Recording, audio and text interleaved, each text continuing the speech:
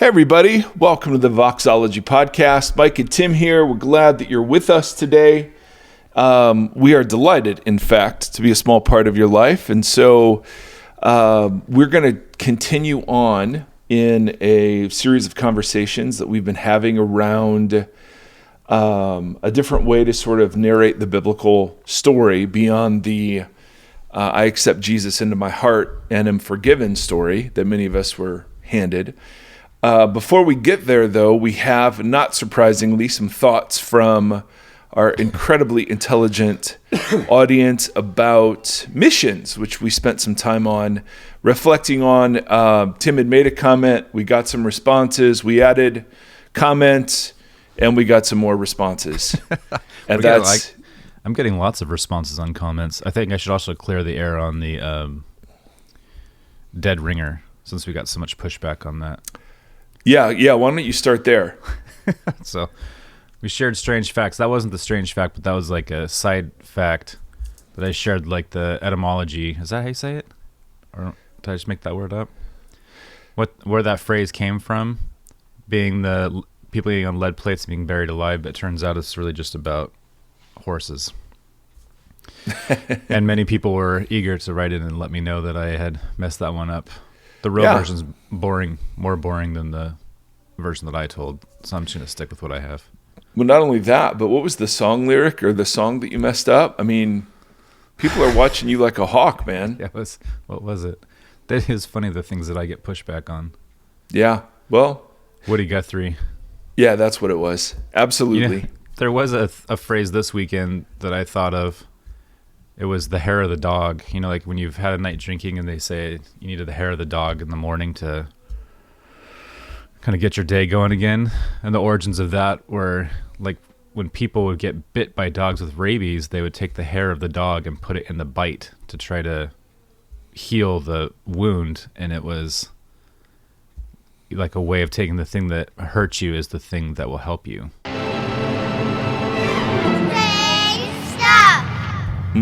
So the hair of the dog in the morning is like if you had too much to drink the night before, you have a little bit of what hurts you to help cure you.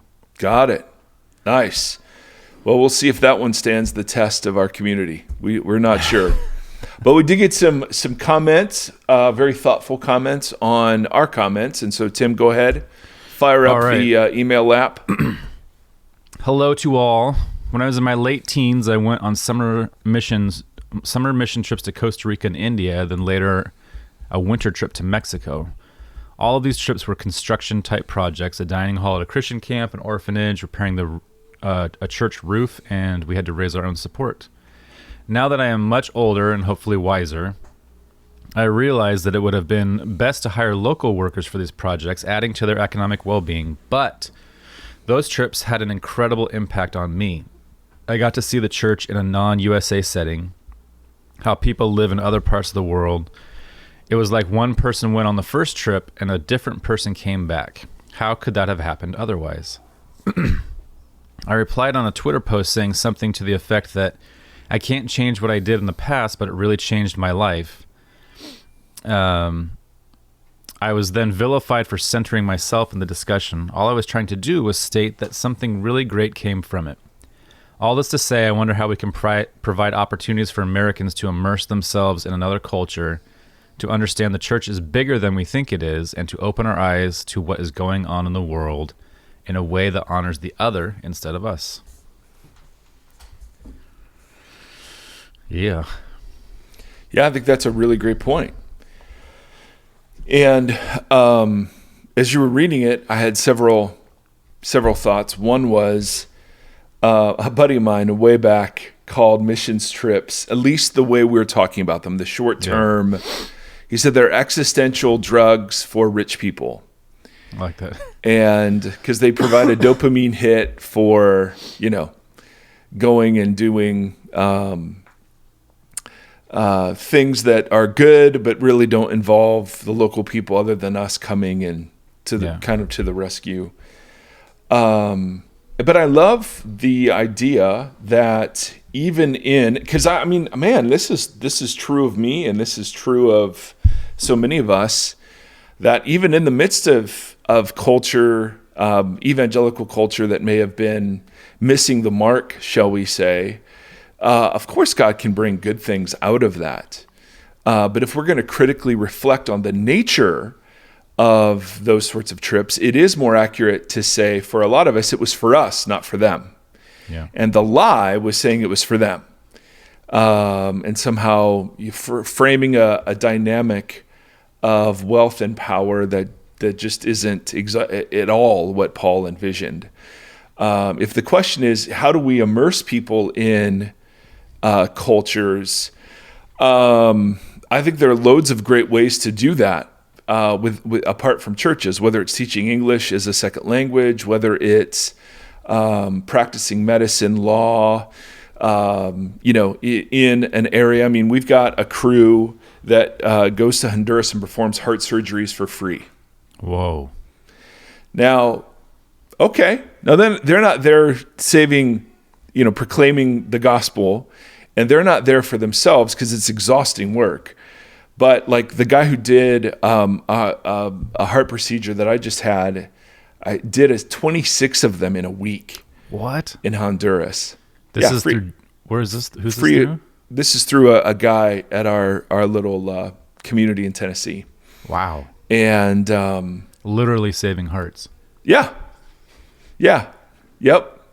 And I think there are great examples of that. But again, the dynamic that we're trying to foster is long-term, reciprocal, mutually beneficial, meaning learning from each other, relationships that are with no strings attached.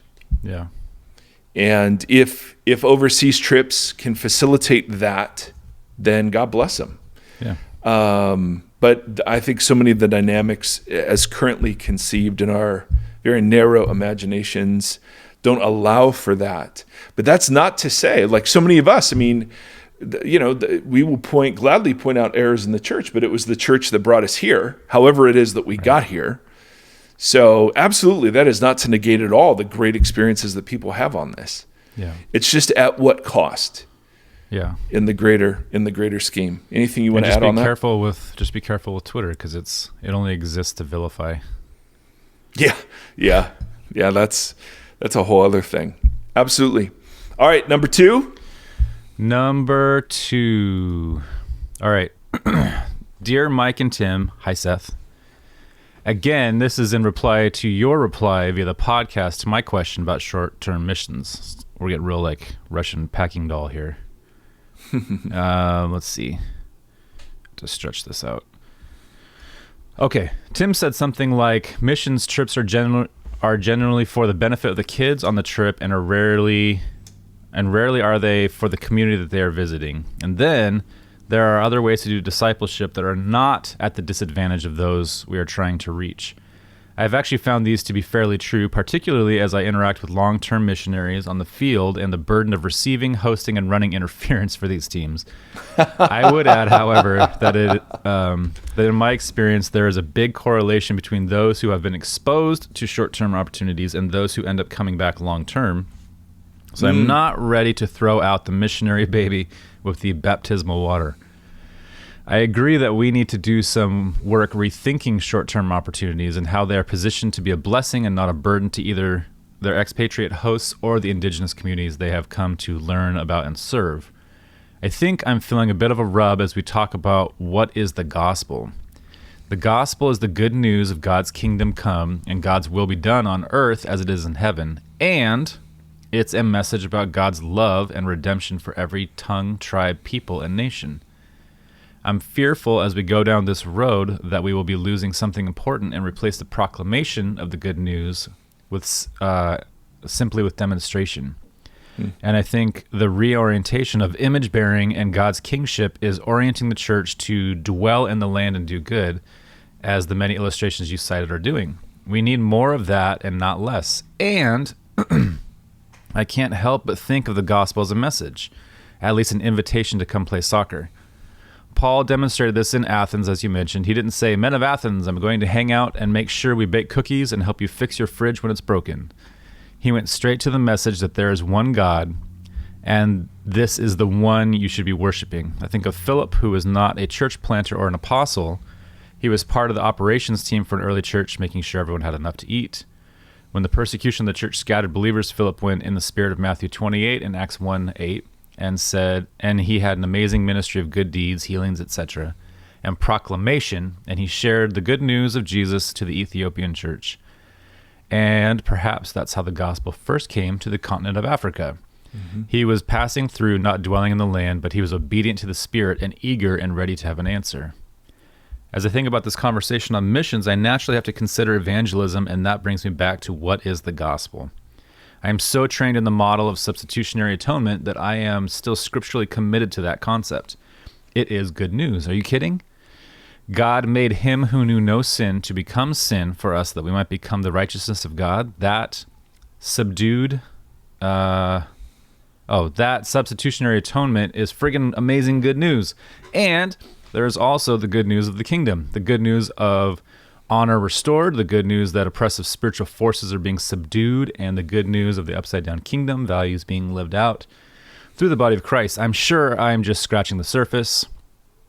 I think the challenge in all evangelistic conversation, and particularly in international or cross-cultural contexts, is when we present the gospel as one-size-fits-all remedy to all of mankind's problems.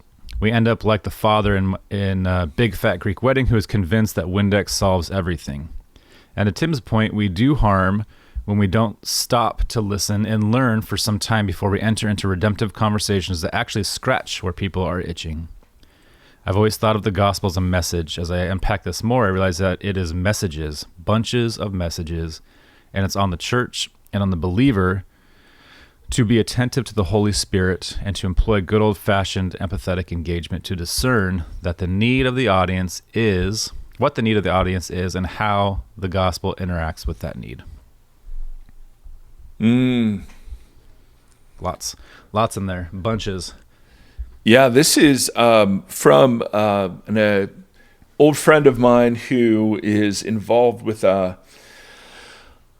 student. I think he's still involved with a student organization, and absolutely, I mean, very, very thoughtful. And we could take the rest of the episode to engage with the multiple points. My first response is, I don't think many people are that thoughtful about this. And so we're trying to raise the level of thoughtfulness and awareness of the dynamics around this. So kudos to be pushed into spaces where you have to think in these sorts of ways. My second thought around Paul's methods, when he mentions Acts 17, Paul proclaimed the gospel in circumstances where proclamation was welcome and typical. Even as he planted churches in Corinth, I mean the rhetoric and the speakers that would engage in ideas in the public sphere was completely different than often what we end up doing today. And so I think there are places where proclamation is absolutely important, but I don't think in a situation like Paul encountered where there are the message of Christianity was new. We're in a cultural setting where the message of Christianity has been so malformed and the witness of the church so besmirched that there are levels of work we have to do before we ever get to proclamation. Yeah. And I think that's what is striking me about this, is that, yes, I think, of course, I have no doubt and have engaged in proclamation. That's what I do every Sunday. But evangelism to me, I just don't think of it as sharing the gospel anymore, unless by the gospel you mean the remade image of true humanity. And then I'm sharing that all the time, whether it's in word or just in how I conduct my life. Yeah. And so, again, I think the definitions are just too narrow here. Regarding substitutionary atonement, there is no doubt that substitutionary language is used. My objection is that it's almost exclusively used in the evangelical subculture when it is one picture of many, as our dear emailer acknowledges. And I think there are better ways to frame the story, because Jesus, as far as I know, there's only one instance of him using substitutionary atonement language, and that's in Mark when he talks about giving his life as a ransom for many. Now, that doesn't mean there isn't more substitution language out there. In fact, in a couple of episodes, we're going to look at a very classical substitution text, Romans 3, and we're going to see that it's not quite as substitutionary as maybe we thought it is. And so I totally grant that there is part of the substitution story that is absolutely true and biblical. I just think it's placed in a larger story, and when it's placed in the larger story, you get different conclusions from it. Yeah. So, man, all valid points, and I do think there are ways to do short-term trips, like we just mentioned, that can be really helpful, absolutely, and life-changing for the people involved. So we're not ruling all of that out. It's just I haven't encountered many. Yeah, I'm not ruling anything out. I realize I'm just one person sitting in a chair somewhere, but the idea that I just think that we need to have, this always comes back, discernment on everything that we do, and like a little bit of creativity. And it's not just standing on a street corner proclaiming things anymore. Like you just said, like the witness of the church has been tarnished, and the more interconnected we become, the more so that happens as and it is just the bad examples that get the most publication, but that's a reality. Mm-hmm. And so everything that you proclaim comes with all that stuff. So we just have to be a little more creative and use a little bit more discernment with how we interact and live with people and seek people out. And I think that's a good thing. I think the way that God decided to come here was creative. And I think that took discernment too, to say that this was the best route to handle what humanity was up to. Also, like in English, in the English classroom, on the first day of class, I always write the two words "so what" on the board. And the task is that everything that you ever write in that class, you have to ask, so what? Like, what's the point? Why am I saying this? Why am I arguing this? What is the purpose of my statement or my claim in my paper?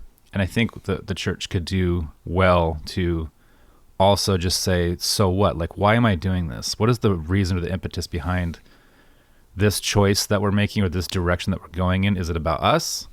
Is it about somebody else? And when you see that through, is it, what is the fruit, or what is the desired fruit? Rather than just being like, hey, every year we do this Mexico trip, so let's just keep doing that because it's our lineage, or it's our routine or whatever that we do, and ask, like, is this really helpful anymore, or is this why do we do this? Mm-hmm. What is the so what of this experience? Mm-hmm. And if the answer is just that the kids have a good time, maybe that's not the best conclusion. Right. Yep. So I think just the restructuring, the whole point of this is just to challenge preconceived thinking, to open up imaginative horizons that we can use to address cultural need. The other thing, and this one, dear emailer, I mean, this is so half-baked, but I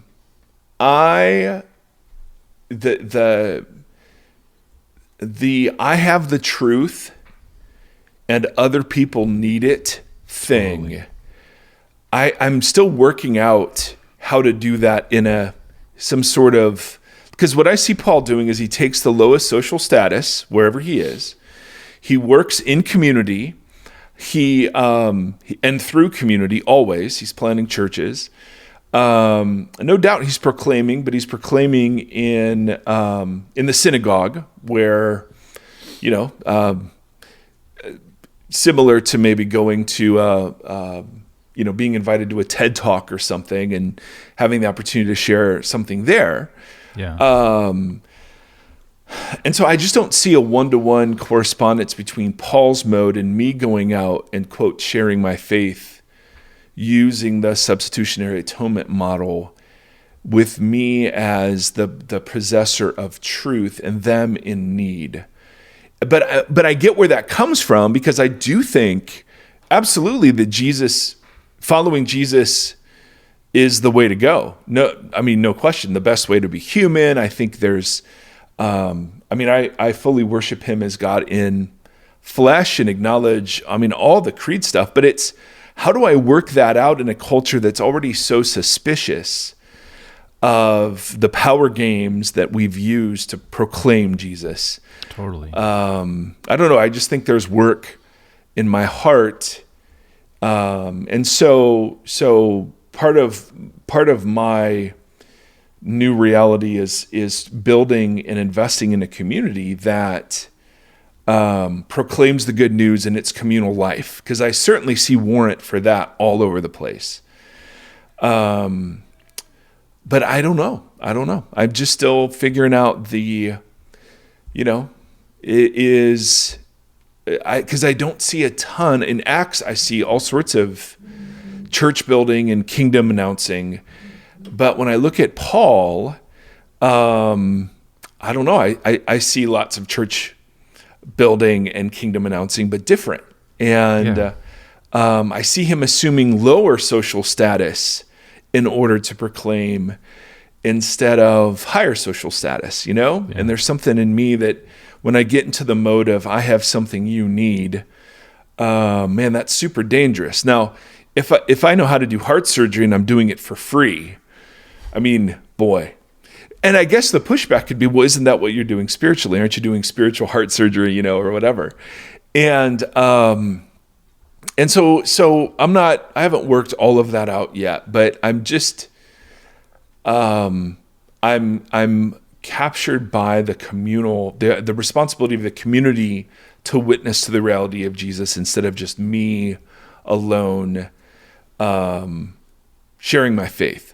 Yeah. Well, when you pull the thread on the spiritual heart surgery and what that actually entails or means, and then is that what's happening? Like, what is if you want to play that metaphor out, what are all the implications involved in that? But it's stuff that's like the church is like kind of, how do I say this nicely? The way the church tries to emulate Paul, like without any nuance, just seems to be where so much to the trouble comes from. Like, it's just I'm sure Paul was using a lot of discernment, and plus it was like the beginning of all of this. We're so much further down the road now that it takes a little bit of creativity or discernment to say, how do we best reach, or how is this message best delivered in a way in which hearts and minds will hear it or see it? And with all the interconnectedness and all of that bad tarnished message that's happened, like, I don't think it's standing on the street corner proclaiming or whatever. See, and I haven't worked this out either. So as my friend says, love me through this. But I don't know that I see the gospel as a message, right, as much as I see it as a reality to point to, and to witness towards. So my goal isn't to get someone to pray a prayer. My goal is to point out the reality that already surrounds them, and so I think that just positions it differently. You know what I mean? And speaking of positions differently, young man, do you have something you want to say? You want to say hi to everybody? Yeah. Yeah. Good morning, son. Good morning. Oh, good morning, Tim Stafford. Good morning, Seth. Good morning. Good morning. How are you? Good. How are you? I'm good. Thank you for asking. Nice, dude. Look at your conversational skills, man. You're such a stud. Oh. What did you do this weekend? Columbus, Ohio. Went to Columbus, Ohio. Yeah. Who did you see? Oh, wow. Mr. Evans and Nate. Mr. Evans and Nate. Yeah. Two of your favorite people, huh? Yeah. Yeah. A big shout out to Tim. Big shout out to Tim. Yeah. Absolutely. And you. Oh, well, thank you. I'm glad. And you too. Yeah. Right? Yeah. All right. What are you going to Big shout out say? to Seth. Tim. What? Hit it with it. Hit it with it. Sharon, please.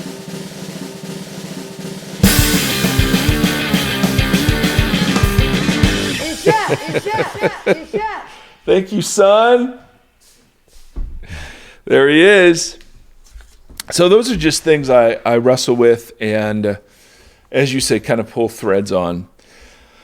Any last comments about that? No.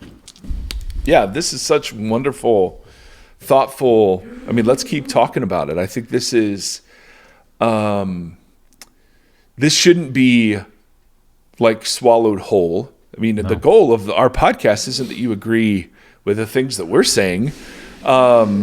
We just have the enviable privilege of learning a lot and then working some of that out together in a public community. And so, you know, I'm just delighted to continually, follow Jesus with every fiber of my being, and at the same time excavate the culture in which I found him. Yeah. The finding him doesn't mean that the culture was okay, as all of our missionaries will attest. Yeah. But it's the question of how do I live faithfully? And I just think in a lot of American culture is church culture. Yeah. And I think we have to be suspicious. So Yeah. that's the goal. Hey, you know, when I think about like Jacob wrestling with the angel or wrestling with God or whatever, I wonder sometimes, because I do feel like I'm in a constant wrestling match with what it is that Jesus may be trying to do or has said. And not that, I know that those are not the same situations, but just metaphorically, as I think about it, I am constantly wrestling against trying to figure out what it is that, you know, like we get lots of emails like, I don't know what to do about church. I can't find a church. Should I be going to church? What's the point of Sunday morning? Right. I don't know the answer to that question, but I am also myself wrestling with that and what is real and what isn't real. And when I think about this kind of stuff, the missions trips, I'm like, how much of this did we invent? And how much of this is what we were like, the vocation that we were called to? And I don't know the answer to that. Like these kind of conversations are fun because they were not intended. It's like some offhand remark that turns into like 3 or 4 episodes of conversation. Yeah. And we've had a few of those where people are like, "Oh yeah, let's keep picking at that a little bit more. I'd like to hear more." And it's very fun. So let's get to our sort of main topic today. Just as a reminder, we're talking over some of the big religious words in Paul's writings that are associated with the gospel and faith, works, grace, and saved. Yeah. And before we got into the specific words, we did a podcast several episodes ago just on the message of Jesus, the kingdom is near, and what that meant to the hearers. And it was, and it already begins to unravel kind of the classic story. Because the point we've been making is you take those 4 words and you place them in the traditional story and you get them to mean one thing. If you place them in the kingdom story, they take on different nuance and connotation.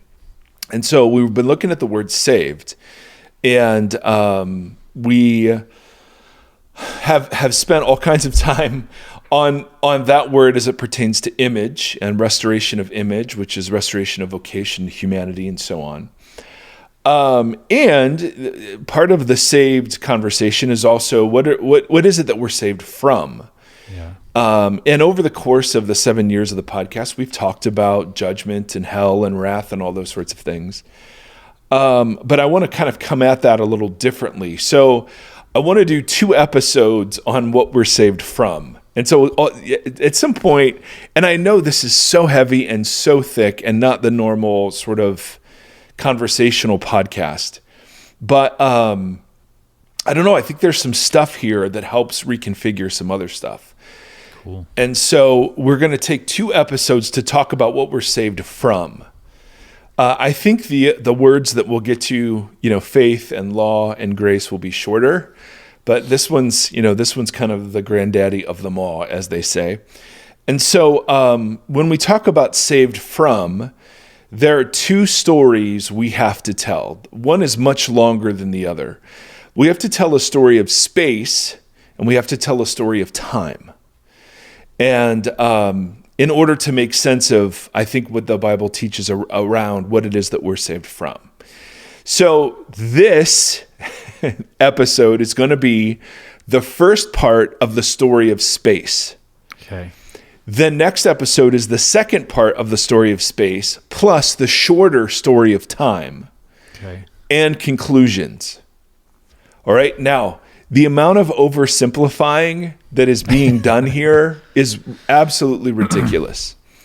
So I totally understand there are pushbacks to everything, and you can't footnote in podcasts. So I'll commend to you, if you're doing any work in the Old Testament, I can commend to you John Walton, who has written any number of books about understanding the Old Testament, particularly Genesis 1, even the Torah in the ancient context. I commend to you Gregory Beale, who's written a couple of books on what Eden is and was, and how it is kind of configured throughout the tabernacle temple story and the Jesus story. I would commend to you Christopher Wright, who is a John. He took over the John Stott's organization and is just an incredible writer. I would also commend to you John Sailhammer, who wrote a book called Pentateuch as Narrative, which is magnificent and thicker than anything you can imagine. And so that's where a lot of the Genesis stuff is coming from. The Roman stuff that we're going to get at next week comes from Gombis, not shockingly, McKnight, N.T. Wright, and then, let's see, Jackson, reading Romans with Eastern eyes. And then Keys, Matt, and Walsh have all done stuff on Romans. So those are the footnotes. So we're just going to get into it, and we'll not distinguish between my thinking and their thinking. Just suffice it to say, they're much smarter, all of them. So let's talk about the story of space, because that's where the Bible begins, with space and time. But let's just focus on space for a second. When we get to Genesis 1, in the beginning, God created the heavens and the earth. Now, the phrase "in the beginning" doesn't mean at a certain point in time, like how long ago. It's a word that means way back when. Whenever it was that God started creating, he began to create. About 6,000 years ago. Yeah, there's no interest in how far ago that was. It was just, hey, way back when, or as Star Wars would say, a long time ago. Right? A long time ago, God created the sky and the land. That's what the heavens and earth mean in that context. Now the earth was formless and empty, or as Everett Fox will translate it, wild and waste. And darkness was over the surface of the deep, and the Spirit of God was over the waters. Now, here we are into ancient cosmology, where the waters and the deep stand for the forces of chaos. And we see Yahweh subduing them in the book of Job, in some of the Psalms, a couple of other obscure references to Yahweh subduing the powers of chaos. But the deep, the chaos is personified as this sort of primal state where land, sky, and sea were all intermingled. Like there was no differentiating. It was just chaos. There was no order to it. And this is from John Walton. What God is doing in Genesis 1 is bringing order to things that were disordered. Another word for disorder is the word chaos. All right? Now, chaos is the opposite of cosmos, as our friend Gombis would say. Cosmos is ordered universe, and chaos is disordered universe. All right? So wild and waste, or formless and empty, when it's using that phrase, no, there was matter there. There obviously were waters. There was something there. It's just that it was without purpose, meaning, differentiation. All right? So it was unstable, unpredictable. It was disordered. All right? Now, this idea of ordering becomes super important throughout the whole Genesis narrative because, shockingly, what is God going to do over the next several verses? Well, he's going to take what was formless and form, and take what was void and fill. So God, as cosmic king, forms and fills, and he does so, the way that the author of Genesis records this for us, he does so in the manner of a king creating a temple or dedicating a temple. And we can go, there are tons. This is where Beale comes in. There are tons of references in the Genesis 1-3 story that are showing that the creation is God's temple, but Eden was the holy of holies of God's temple. That makes sense. So when we get to tabernacle and temple language in the future, holy of holies, outer court, like all of those distinctions were reflective of how the universe was created. And so Eden was the holy of holies, right? So the creation was a cosmic temple. Now, some would say, and this is where Sailhammer comes in, that God finishes the work of heaven and earth in verse 1. In the beginning, God created the heavens and the earth. That's not a topic sentence. That's the creation story. And then he argues that the next verses about filling and forming are about the promised land, the preparation of the land, Eden. Oh, interesting. Rather than the whole earth or the cosmos. Because remember, earth and land are the same word. So when we hear earth, we think round sphere. When they heard earth, they thought land. And when they thought land, at least later Israelites would have thought promised land. Yeah. So whatever this is, God is ordering intentionally and intelligently for a purpose that has striking similarities with what ancient temples would do. Yeah. All right? So God is bringing order to chaos, and he does that by forming spheres, right? Sky and land and sea, and by filling those spheres, not literal spheres, but like areas. Yeah. Yeah. With animals and fish and birds and whatever else. So God fills and forms, and then the biggest hint we get that this is a temple and that this is the Holy of Holies is in chapter 2 when it says, "Thus the heavens and the earth were completed in their vast array. By the seventh day, God had finished the work he'd been doing, so on the seventh day he rested from all of his work." Now, rest is a super important word because in ancient temples, rest is a substitute for dwell. All right, so rest means the forces of chaos have been subdued and there is now stability and order and security. The deity can now rest because there is order instead of disorder. Cosmos has overcome chaos. But it means dwell instead of like take a break? Like, Correct. Well, that has Well, no, it talks about ceasing, but rest has other connotations, and this is from Walton, that a deity would take up residence there and would cease working because the forces of chaos have been dispelled. Yeah, okay. Okay? So you've got order and chaos. You have these competing forces, right? And God subdues the wild and the waste and brings about a cosmic temple and a holy of holies in which he rests. Yeah, okay. Right? So this is all presenting God as king. Yeah. This is what kings do. So it's not said, but you would have read it this way. All right? Because temples in the ancient Near East weren't designed primarily as places of worship. They were designed for the gods. It wasn't for the humans. Right. Yeah. It was for the gods as to take up residence. And as we'll explore, any earthly temple is always a picture of what is going on in the heavens.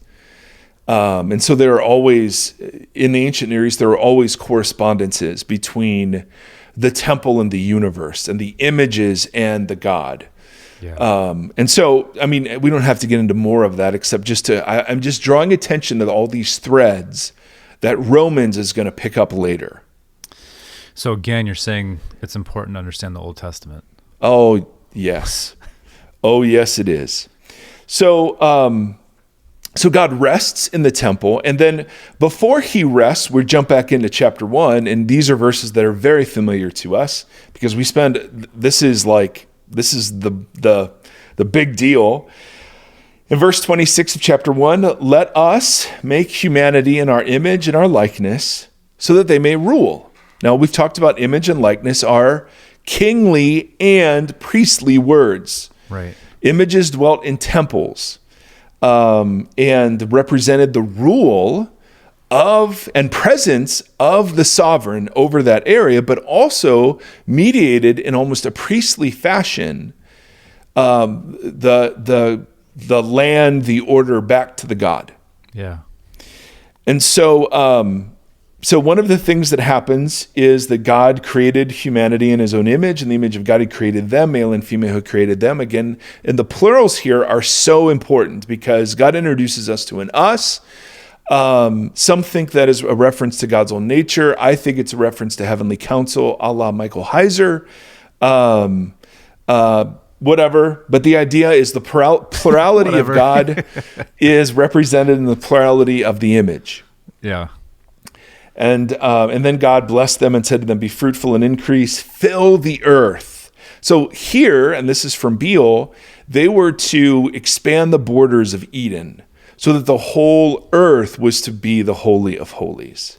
That's why Israel will be called initially a nation of priests, right? To mediate God to the nations. And it's a striking blow, this from Sailhammer, when instead of a nation of priests, Israel refuses its priestly vocation. And so the Levites and the descendants of Aaron are chosen as priests to Israel, which was a bummer.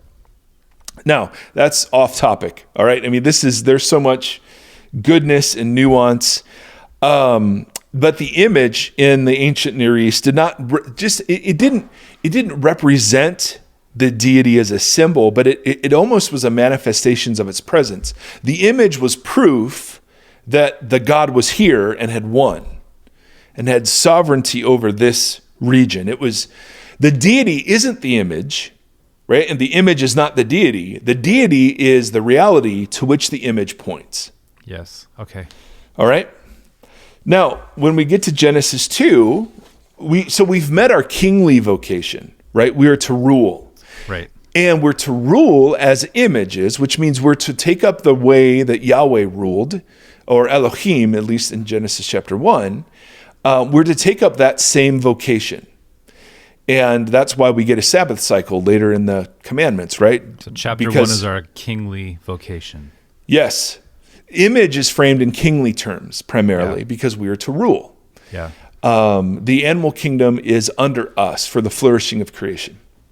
Now, here we begin to meet our priestly rule, right? In Genesis 2:15, when it says the Lord God took the man, the undifferentiated male, put him in the Garden of Eden to work it and take care of it. Now, we've talked already about how those are worship words.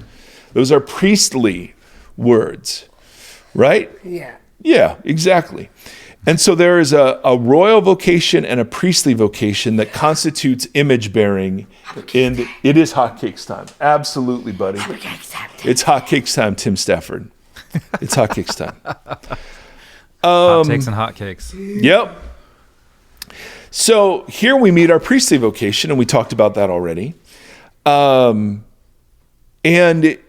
as we'll learn, the New Testament writers, well, even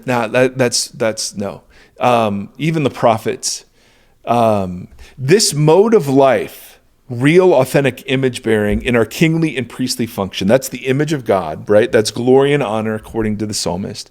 That whole mode of life is called worship. Okay. And the result of that mode of life is called life. Okay. All right? Yeah. Now let me keep going. Because this beauty lasts all of 2 chapters. And then we get to chapter 3, where it says, when the woman saw that the fruit of the tree, well, no. It's literally in chapter 2, verse 16, right after the vocation, the one no is given, right? The Lord God's commanded the man, you are free to eat from any tree of the garden. You must not eat from the tree of the knowledge of good and evil, for when you eat of it, you will certainly die. Yeah. So automatically you have an image that disobedience is what? An option. Well, not only an option, but what's the result? Oh, death, yes. Correct.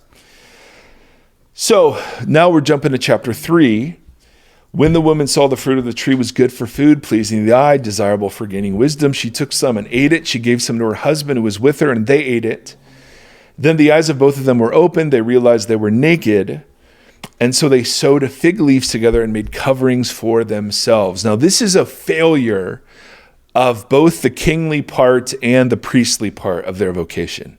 Okay. Right? They were to worship and serve Yahweh, and yet now they worship and serve the snake.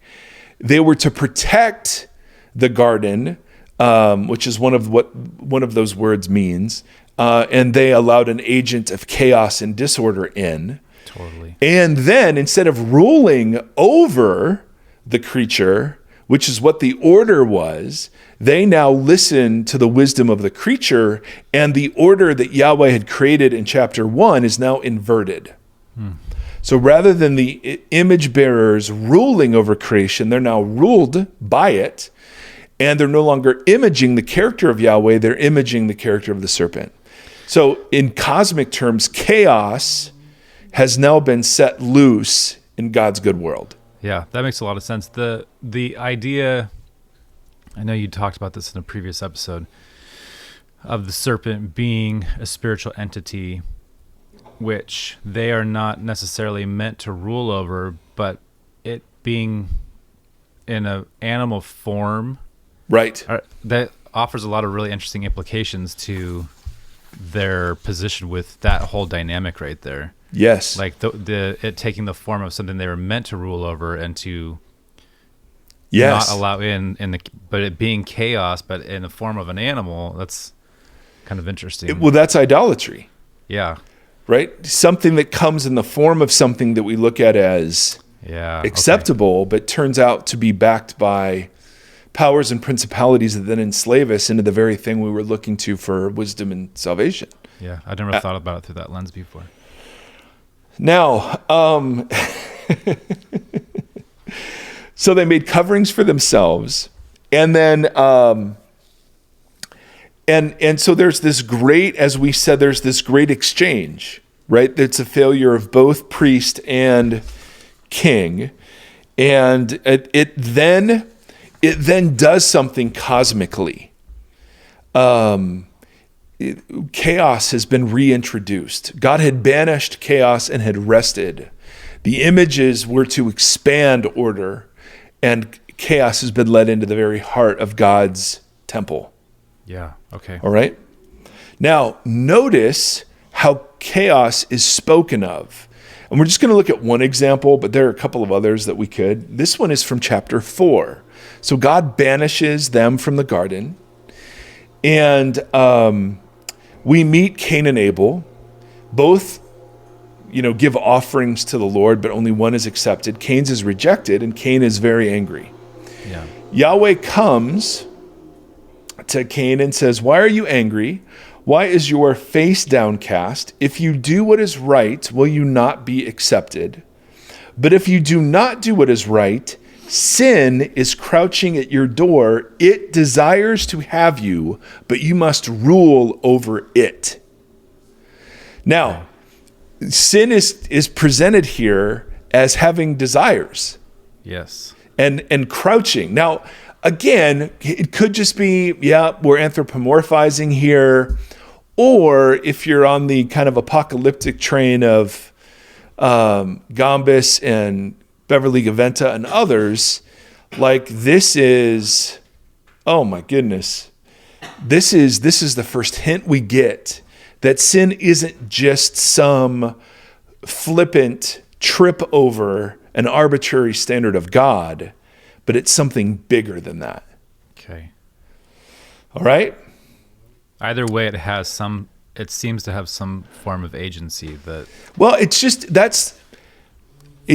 interesting because Paul will speak of sin in very similar ways. Right. Okay, so all we're doing right now is we're teasing threads out Yeah. from the narrative that we're going to find packaged together in Romans. All right? Yeah. So there will be a lot left dangling. And that's why it'll be good to listen to all these episodes back to back because, what else are you going to do with 4 or 5 hours? Of course. Everybody going on a road trip. Then we get into chapter 6. Seth is tickling my feet. Thank you, Seth. Then we get into chapter 6, and we've spent time on this when we talked about, the cosmic being sort of thing. Yes. When human beings began to increase on the earth and daughters were born to them, the sons of God, which we know are spiritual beings, Right. saw that the daughters of humans were beautiful, and they married any of them that they chose. Seth Thomas. No. Then the Lord said, my spirit will not contend with humans forever, for they are mortal. Their days will be 120 years.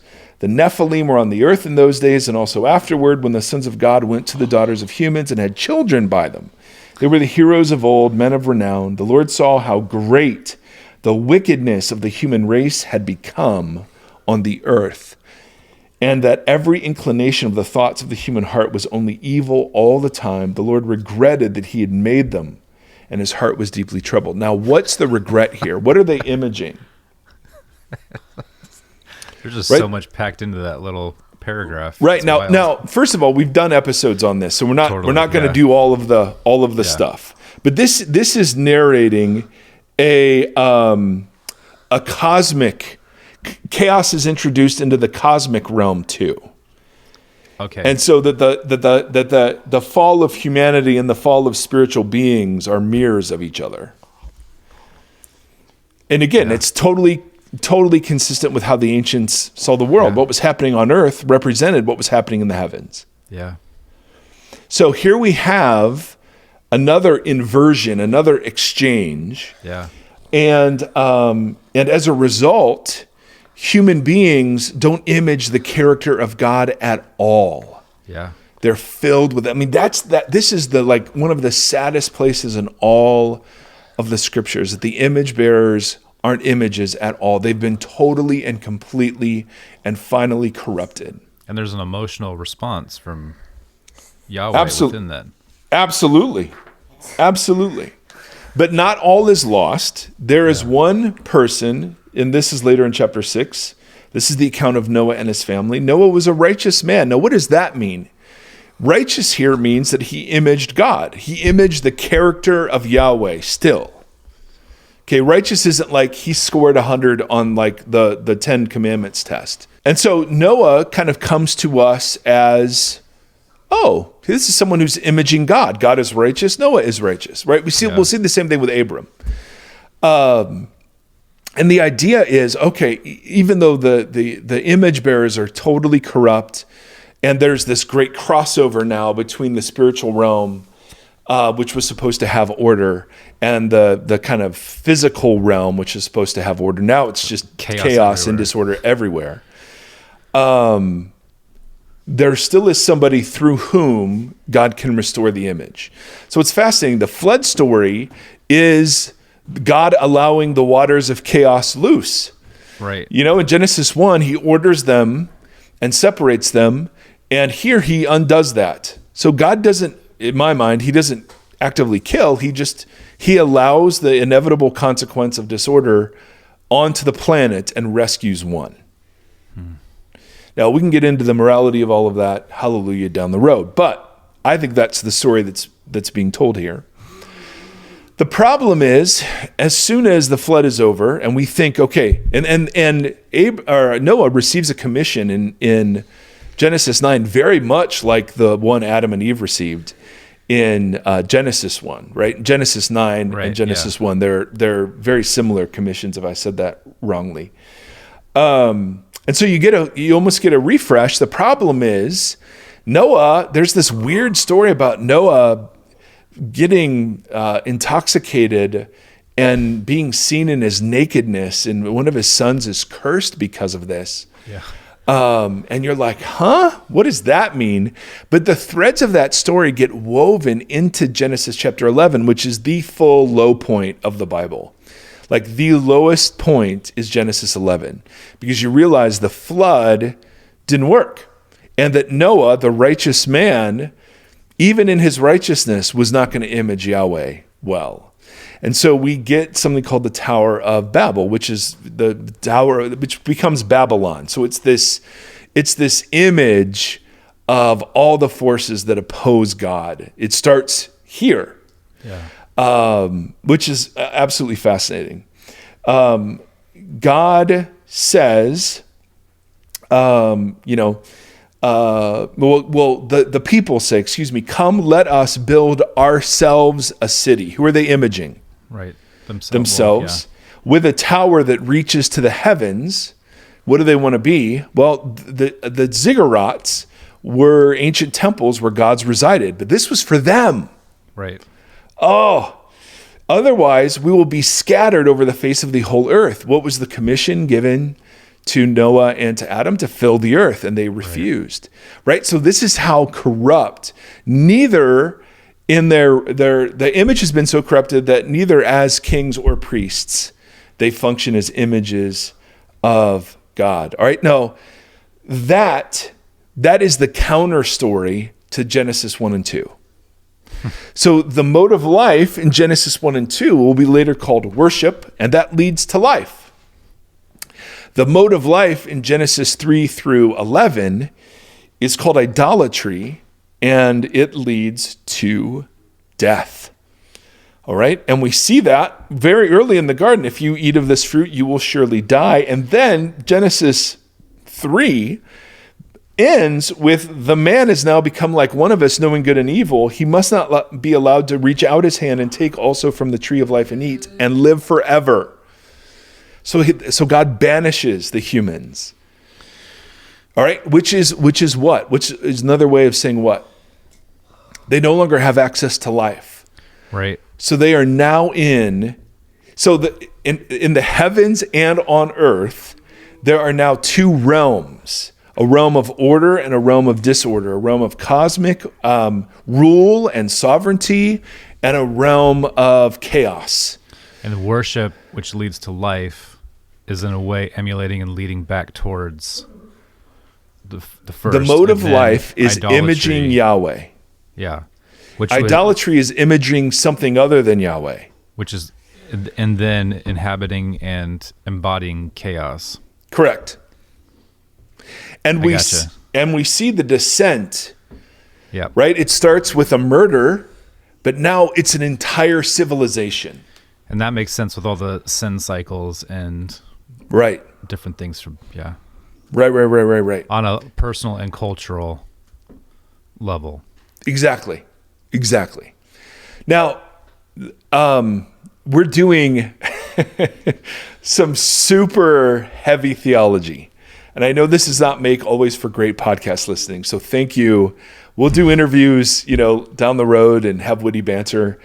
But if we're trying to picture how it is, what does the kingdom of God rescue us from? We're starting to get the faintest images of chaos, idolatry, disorder, imaging something within creation, right? Rather than representing the character of Yahweh.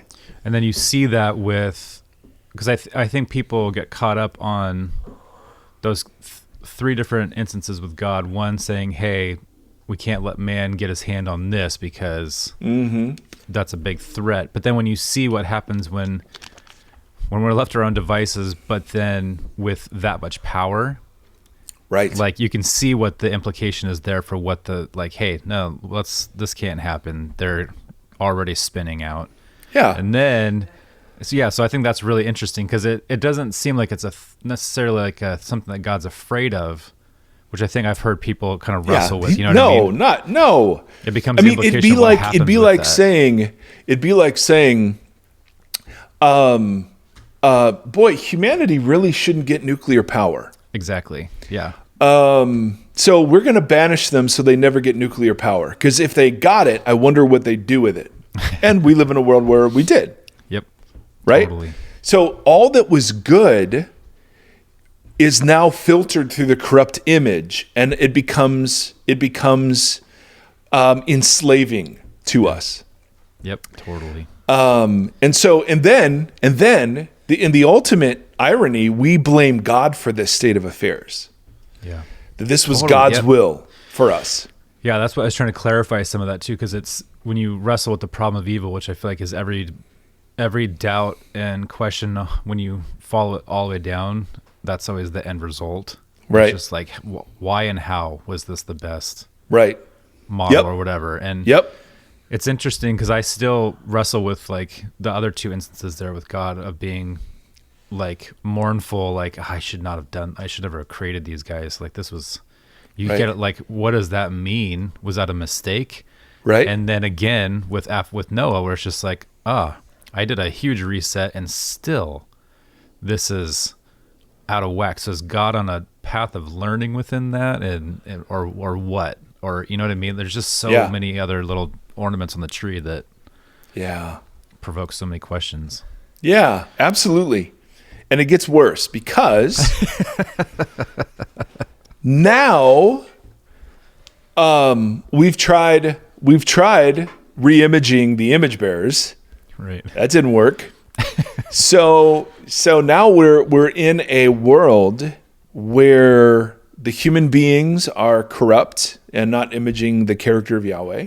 And as a result, creation itself is fallen and suffers, according to Paul in Romans 8. And so the humans have two problems. All right. The first problem is that they are no longer fully human. They've ceased imaging their creator. Right. And as a result, the second problem is that they're enslaved to cosmic forces. Yep. Two of which are sin and death. Yeah. All right.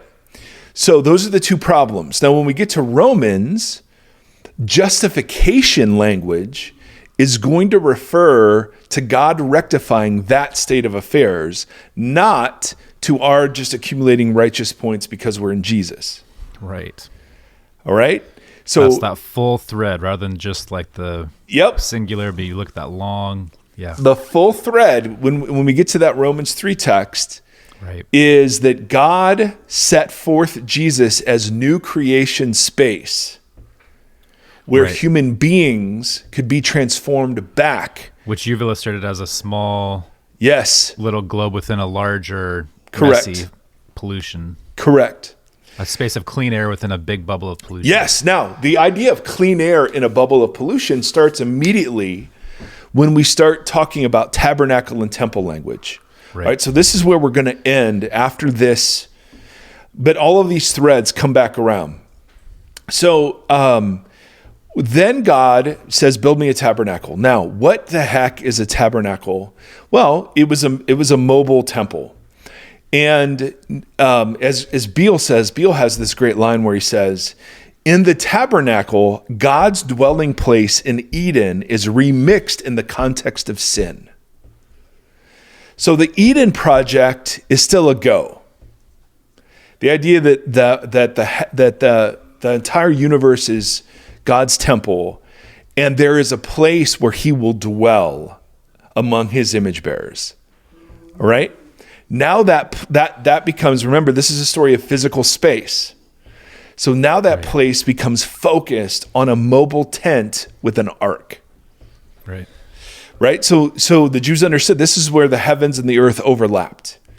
Right? This is where Yahweh took up residence among his people, but all of the cultic stuff was designed to remind the people that Yahweh was holy and that the earth as the temple of God was now polluted. Right. That there were consequences for the failure to image God. Right. And so we begin to see the idea that sin is pollution. Yeah. That sin hangs over areas where violence has been done. There's a Deuteronomy passage, Deuteronomy 21, where there's instruction if you find a body in a field, the town nearest, the elders of that town must come to that empty field and proclaim in the sight of Yahweh their innocence of this person's blood and offer a sacrifice so that the land itself will not be defiled. Well, that's interesting. Right? Or you get to like Numbers. Here's one. Do not pollute the land where you are. Well, what pollutes it? Bloodshed pollutes the land, and atonement cannot be made for the land on which the blood has been shed, except by the blood of the one who shed it. Do not defile the land where you live and where I dwell, for I, the Lord, am dwelling among you. So words like defile, unclean, all of those are pollution words. Yeah, and you get that with God hearing the blood cry out from the Yes, that's the first. Exactly right, Timothy. That's the first place you see it. And or you get in there's this weird passage in Ezra. But now, our God, what can we say after this? For we have forsaken the commands you gave us. This is their repentance through your servants by the prophets. Through your servants, the prophets, when you said to us, God, the land you are entering to possess is a land polluted by the corruption of the peoples. By their detestable practices, they have filled it with their impurity from one end to the other. So sin is pollution, is this image. So again, defile, unclean, right? These are all like pollution. This is pollution language. Leviticus 18. Do not defile yourselves in any of these ways, because this is how the nations that I'm going to drive out before you became defiled. Even the land was made unclean. So I punished it for its sin, and the land vomited out its inhabitants. Now again, we're personifying all sorts of things here, and then anthropomorphizing things. But there's a sense in which sin was conceived of as not individual moral trespass, but the pollution of an entire people who no longer imaged God. You can see it practically too, though. Like trees were literally made. I mean, they exhale what we inhale. Yes, they are in service to us, and what we do to them is we destroy and pollute them, and so they become pollutants themselves. I mean, it's like it. Right. You can see practically even the way that this plays out in a weird way of like our actions towards the environment that we were meant to rule over and be stewards of. Instead, we have caused it to be its own. Right. That's what our rulership has done. So, exactly right. So, if sin is pollution, then sacrifice, at least one way of sacrifice being conceived is of purity or cleansing. Yeah. Right? And so cleansing from pollution. And this image of cleansing and pollution really rests around something called the mercy seat. That's how my old Bible referred to it. The mercy seat was that area between the cherubs, the angels, and the Ark of the Covenant. All right. So the angels had wings that were folded in towards each other.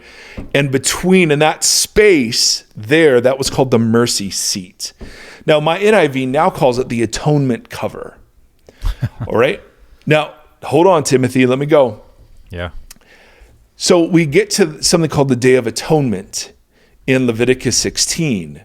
And notice the language used around the atonement cover or the mercy seat. All right. This is verse 2. The Lord said to Moses, tell your brother Aaron that he is not to come whenever he chooses into the most holy place, behind the curtain in front of the atonement cover or the mercy seat on the ark, or else he will die. For I will appear in a cloud over the atonement cover. So the atonement cover, the mercy seat, is exactly where Yahweh dwelt. That was the focal point of the intersection of the realms. All right? How could Yahweh dwell among a polluted land? Yeah. Well, Yahweh's space was cleansed yearly. Right? And this was the procedure. So verse 13, Aaron is to put incense on the fire before the Lord, and the smoke of the incense will conceal the mercy seat / atonement cover above the tablets of the covenant so that he will not die. He is to take some of the bull's blood and with his finger sprinkle on the front of the atonement cover, the mercy seat. Then he shall sprinkle some of it with his finger 7 times before the atonement cover.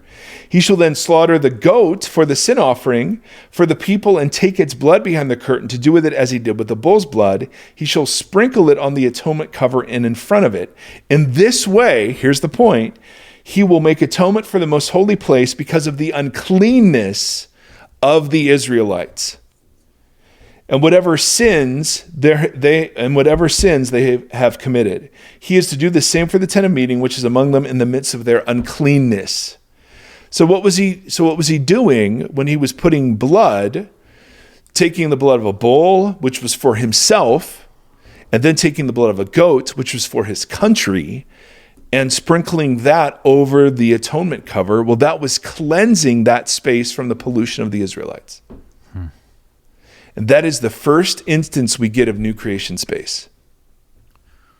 Because remember, this is a story about space. Right. So the tabernacle had the Holy of Holies, the new creation space. Then it had the holy place where only some could come. And then it had kind of the rest of the camp. And then ultimately the rest of the nations. And that circle pictures the Eden narrative, right? The Eden narrative was, it's a cosmic temple, but there is a Holy of Holies where God physically dwells. Well, now in miniature, it's this tabernacle where God dwells over consecrated space. See, consecration is another pollution word. Yeah. And then when Jesus dies, don't ruin the punchline, Timothy. All right, I'll take that out. No, don't take it out. It's fine. But that is part one. Okay, it's a story about space and 2 modes of life. One mode of life that is called worship and leads to life, and another mode of life that is called idolatry and leads to death. I wish that we had like more, when it talks about Noah being this righteous person, that I wish we had more of that, what that meant. Because it's so interesting to hear how detailed, it's like, this is exactly what it looked like when they cleansed this space to get it ready for blah, blah, blah. Like 3 drops of this and 2 do. And it's like, but then the one guy that God's like, yeah, this is going to be, I think we can fix this with this guy. He's righteous and is more focused on me, period. It's like, I want to know more. I'd like to know a little bit more about what that meant. What set Noah apart other than just being righteous, or what the implications, or what that actually detailed. Right. To my mind, it detailed him imaging. Now, how that worked. But see, it isn't until, and again, so many people will disagree with this. In my tentative view, it isn't until the Tower of Babel that all of creation becomes corrupted again. Like so God cleansed the earth. So right? post flood to the tower. Right. Was the hope that Noah and his sons would then image Yahweh. They received the new commission. They've seen and experienced disorder and chaos. Right. And so the cultic system, we get the call of Abram, which is consistent with the call of Noah, but now it's all done in the context of sin. Now we know that the humans aren't going to image God well, and that they're enslaved to the cosmic powers. Like that reset didn't reset. It's still happening. And so the Israel project becomes the reintroduction of Eden into the midst of sin and the recommissioning of a nation to carry the image. Yeah, that makes sense. And so the Old Testament ends with those questions. Well, look at what's happened to God's people. Yeah. I mean, the Eden project has failed, surely.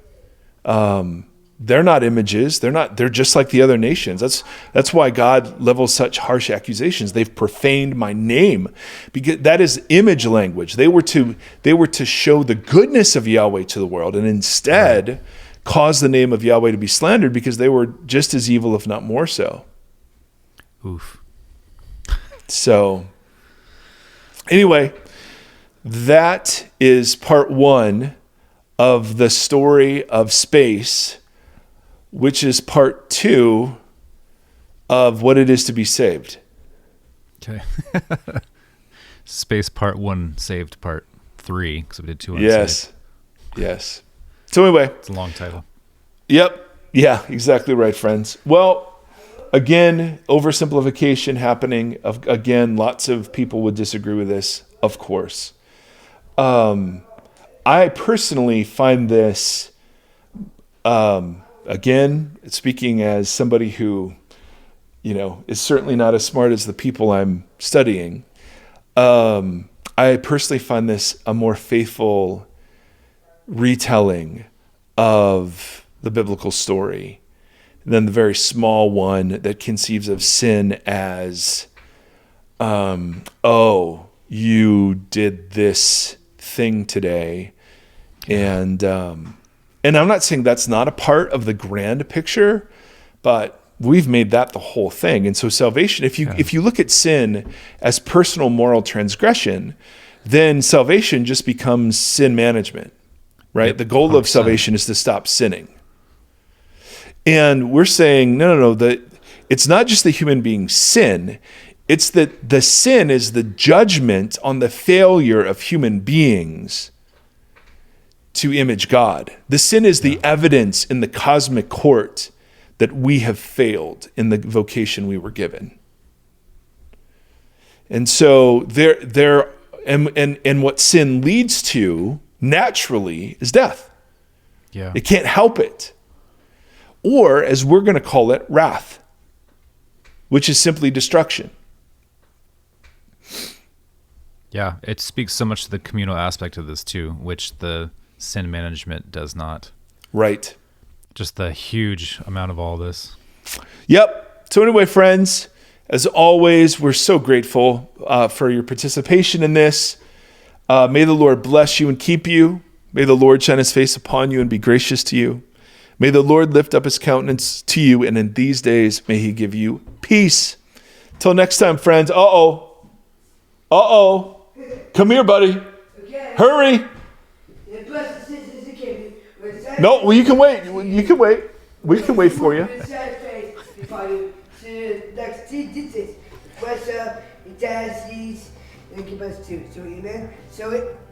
Amen. That was Seth doing that same prayer over and over. Yep. All right, tell him. Hey, Sephi. Yeah? Tell him to go have a good day. See you good day, Tim. Yep. Hey, Tim. Hit your hands up, please. I have staff. And there it is. Thank you for listening to this conversation. Voxology is a 501c3 nonprofit organization that is supported by listeners just like yourself.